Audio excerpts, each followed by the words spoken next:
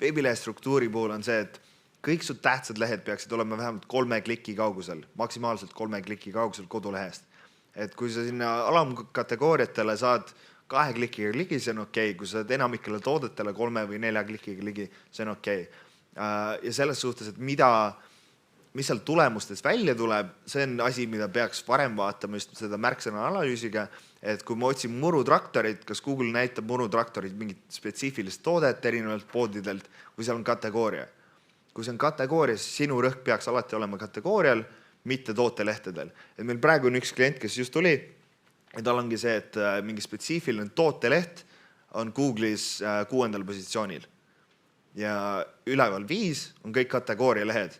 Esimene asi, mis ma talle ütlesin, et okei, ma tean, et sul on hea sisu siin tootelehel, see ongi väga hästi tehtud tooteleht. Tee see sisu piltideks ja kaota see tekstit ära ja lisa tekst sinna kategooria lehele.